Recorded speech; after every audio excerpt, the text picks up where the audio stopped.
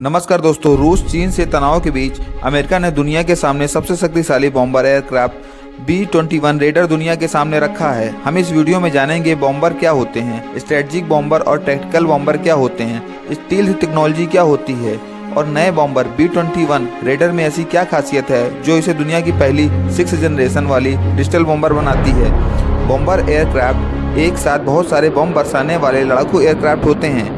Bomber में एक साथ सैकड़ों की संख्या में जमीन पर बम गिराया जा सकता है, जिसे कारपेट बॉम्बिंग कहते हैं। अमेरिका के B-2 स्पिरिट, रसिया के Tu-160 और Su-34 एक बॉम्बर एयरक्राफ्ट हैं। बॉम्बर और दूसरे फाइटर एयरक्राफ्ट में अंतर ये होता है कि बॉम्बर बहुत सारे बम एक साथ जमीन पर गिराकर उस पूरी जगह को पूरी तरह से बर्बाद कर देते हैं, जैसा कि 26 फरवरी 2019 को बालाकोट एयर स्ट्राइक में देखा गया था, जहां इंडियन एयरफोर्स ने मिराज 2000 से इजरायली मेड स्पाइस 2000 बम गिराकर पाकिस्तान में आतंकवादी कैंप को पूरी तरह से बर्बाद कर दिया था, जबकि दूसरे मिलिट्री एयरक्राफ्ट मिसाइल का उपयोग करके एक निश्चित टारगेट को तबाह करते हैं। दुनिया में पहली बार बॉम्बर का उपयोग 1911-1912 के बीच इटली और तुर्की के बीच युद्ध इटालो टर्किश वार में हुआ, जहां पर इटली के बॉम्बर ने टर्की में बहुत तबाही मचाई थी। बॉम्बर एयरक्राफ्ट भी दो तरह के होते हैं, पहला स्ट्रेटजिक बॉम्बर और दूसरा टैक्टिकल बॉम्बर।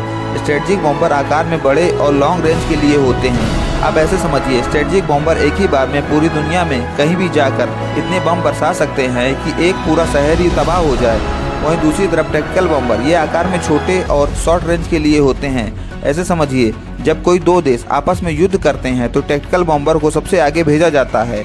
ये आगे जाकर दुश्मन की सेना में तैनात राडार सिस्टम, दुश्मन की मिलिट्री बेसेस, दुश्मन के कैंप जहां हथियार रखे हों और दुश्मन के एयर डिफेंस सिस्टम जैसे सभी जरूरी हथियार को तबाह कर दुश्मन की सेना को अपाहिज कर देते हैं, जिससे कि दुश्मन की सेना जल्दी और आसानी से हार जाए। जैसा कि प्रेजेंट में चल रहे रसिया यूक्रेन वार में रूस के Su-34 टैक्टिकल बॉम्बर ने यूक्रेन में तबाही मचाई है। दुनिया में स्ट्रेटजिक बॉम्बर का सबसे बड़ा जखीरा अमेरिका, रूस, चीन के पास ही है। भारत के पास फिलहाल कोई स्ट्रेटजिक बॉम्बर नहीं है। रिसेंट में न्यूज आई थी कि भारत रूस के Tu-160 स्ट्रेटजिक बॉम्बर ले सकता है। Tu-160 फिलहाल साइज के हिसाब से दुनिया का सबसे बड़ा स्ट्रेटजिक बॉम्बर है और इसकी पेलोड कैपेसिटी भी दुनिया में सबसे ज़्यादा है। स्ट्रेटजिक बॉम्बर से न्यूक्लियर बॉम्ब भी आसानी से दुश्मन पर गिराया जा सकता है। दुनिया में पहली बार किसी भी स्ट्रेटजिक बॉम्बर का उपयोग न्यूक्लियर बम गिराने के लिए अमेरिका ने ही किया था। अमेरिका ने सेकेंड वर्ल्ड वार में अपने strategic bomber B-29 super fortress से जापान के दो शहर हिरोशिमा और नागासाकी को 1945 में 6 अगस्त और 9 अगस्त को फैटमैन और लिटिल बॉय नाम के दो न्यूक्लियर बम से तबाह कर दिया था, जो कि आज तक के इतिहास में किसी एक हमले द्वारा की गई सबसे बड़ी तबाही है। इस तबाही में जापान के लगभग 2,26,000 लोगों ने जान गंवाई थी। अगर ये देखा जाए कि आज की डेट में दुनिया में कुल कितने तरह के स्ट्रेटजिक बॉम्बर एक्टिव हैं, जो कि दुनिया में केवल 3 देश की सेना के पास ही हैं, जिसमें अमेरिका, रूस और चीन शामिल हैं। रूस के पास टुपोलेव, Tu-22M, Tu-95, Tu-160 जैसे स्ट्रेटजिक बॉम्बर हैं, जिसमें Tu-160 की हथियार ले जाने की क्षमता दुनिया में सबसे ज़्यादा है। Tu-160 को व्हाइट स्वान के नाम से भी जाना जाता है। अगर चीन की बात करें तो उसके पास केवल जियोन S6 नाम का स्ट्रेटजिक बॉम्बर है, जिसे सोवियत टाइम के टुपोलेव Tu-16 बॉम्बर के आधार पर बनाया गया है। इसकी पेलोड कैपेसिटी भी बहुत कम है। वहीं अमेरिका के पास B-2 स्पिरिट, B-1 लांसर और B-52 स्ट्रेटोफोर्ट्रेस जैसे घातक स्ट्रेटजिक बॉम्बर हैं, जिसमें B-2 स्पिरिट बॉम्बर एक स्टील स्ट्रेटजिक बॉम्बर है। B-2 स्पिरिट बॉम्बर दुनिया का पहला एक्टिव एकमात्र स्टील टेक्नोलॉजी वाला बॉम्बर है। इसे अमेरिकी सेना में 33 साल पहले 1989 में शामिल किया गया था। नया अमेरिकी B-21 रेडर भी स्टील टेक्नोलॉजी वाला स्ट्रेटजिक बॉम्बर है, पर यह अभी सर्विस में एक्टिव नहीं है।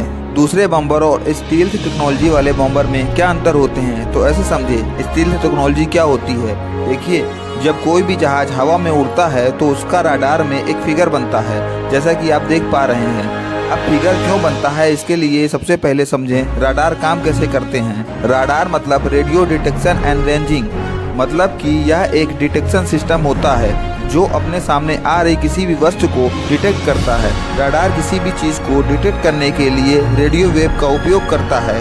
रडार के जो एंटीना होते हैं वो एक साथ बहुत सारे रेडियो वेव छोड़ते हैं, और जब कोई वस्तु जैसे कोई प्लेन, शिप मिसाइल आदि उन रेडियो वेव के रास्ते में आते हैं तो रेडियो वेव उनसे टकरा कर वापस आ जाती हैं और रडार में फिर एक वस्तु के साइज के अनुसार फिगर बनता है। फिर उन फिगर के अनुसार यह अनुमान लगाया जाता है कि सामने आ रही वस्तु, चाहे वह जहाज हो या मिसाइल, कुछ भी आकार में कितना बड़ा है, कितनी दूरी पर है और किस डायरेक्शन में है। ये तो हो गई रडार की बात। अब समझें स्टील्थ टेक्नोलॉजी कैसे काम करती है। स्टील्थ टेक्नोलॉजी वाले एयरक्राफ्ट दुश्मन की रडार में पकड़ नहीं आते हैं। स्टील्थ टेक्नोलॉजी का मतलब लो ऑब्जर्वेबल टेक्नोलॉजी। हालांकि स्टील्थ टेक्नोलॉजी में ऐसा नहीं है कि जहाज रडार पर दिखाई ही नहीं पड़ते हैं, बल्कि दिखाई पड़ते हैं, पर लो ऑब्जर्वेबल होने के कारण रडार पर इनका फिगर इतना छोटा बनता है कि यह अनुमान लगाना बहुत मुश्किल होता है कि कोई जहाज आसमान में उनकी तरफ आ रहा है और दुश्मन को ये भनक तक नहीं लगती कि कोई स्टील्थ टेक्नोलॉजी वाला बॉम्बर उनकी धरती पे आया और तबाही मचा के चला गया। अब दिमाग में ये बात आती है कि स्टील टेक्नोलॉजी में ऐसा क्या होता है कि रडार पर इनका फिगर इतना छोटा बनता है, जैसे कि सामने कुछ है ही नहीं। स्टील टेक्नोलॉजी दो तरह काम करती हैं। पहली ये कि एयरक्राफ्ट को ऐसे शेप में डिजाइन किया जाता है जिससे जब रेडियो वेव स्टील टेक्नोलॉजी वाले एयरक्राफ्ट से टकराते हैं तो रेडियो वेव वापस ना लौटने के बजाय चारों तरफ बिखर जाते हैं, क्योंकि स्टील टेक्नोलॉजी वाले एयरक्राफ्ट को दूसरे एयरक्राफ्ट की तुलना में बहुत अलग तरह से डिजाइन किया जाता है। ये हर जगह नुकीले नुकीले दिखाई पड़ते हैं। ये तो हो गई पहली टेक्नोलॉजी जिसमें डिजाइन जो है अलग तरीके से बनाया जाता है। अब डिजाइन बनाने के बावजूद भी कुछ ऐसे रेडियो वेव होते हैं जो बिखरते नहीं हैं। उनके लिए दूसरी टेक्नोलॉजी ये होती है कि पूरे स्टील एयरक्राफ्ट पर एक खास तरीके के ऑब्जर्वेंट मटेरियल से पेंट किया जाता है, जिन्हें रडार ऑब्जर्वेंट मटेरियल कहते हैं। ये बचे हुए रेडियो वेव को सोख लेते हैं और वापस नहीं जाने देते हैं। ये मटेरियल कार्बन फाइबर और आयरन को मिलाकर बनाया जाता है और इन्हें आयरन बॉल पेंट भी कहते हैं, जो कि रेडियो वेव को सोखने की काबिलियत रखते हैं।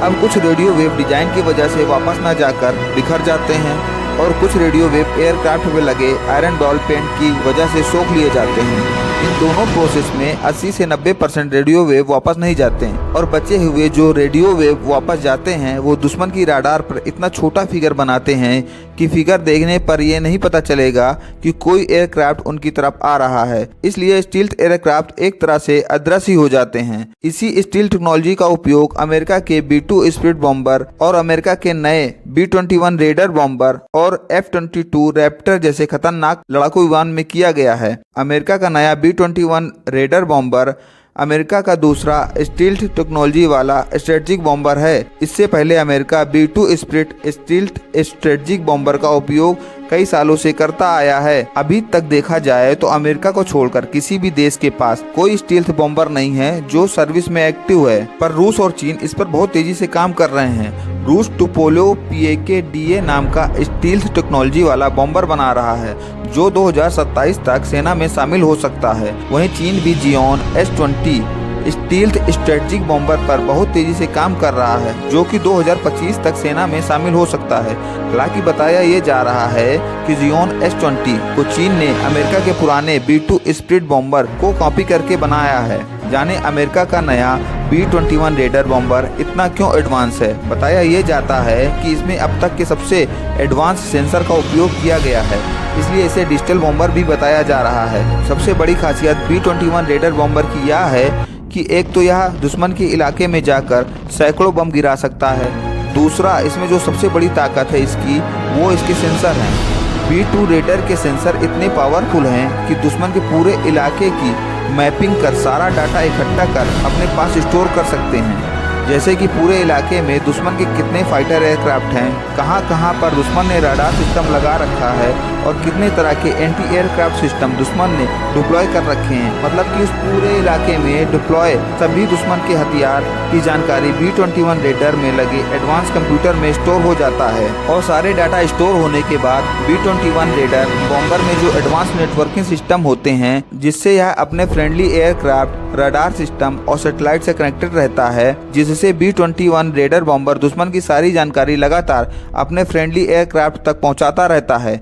मतलब B-21 रेडर मदरशिप की तरह काम कर सकता है और जब दुश्मन की सारी जानकारी फ्रेंडली एयरक्राफ्ट को मिल जाती है तो मिशन पर गए B-21 रेडर और सभी एयरक्राफ्ट एक साथ हमला कर दुश्मन को पूरी तरह से डिस्ट्रॉय कर सकते हैं। B-21 रेडर बॉम्बर बिना पायलट के भी उड़ान भर सकता है, जो अभी तक दुनिया के किसी भी बॉम्बर में यह टेक्नोलॉजी नहीं है, जो इसे अगली पीढ़ी का मतलब 6th जनरेशन का डिजिटल बॉम्बर बनाती है। वीडियो पसंद आए तो चैनल को सब्सक्राइब कर दीजिए, लाइक कर दीजिए। Thank you.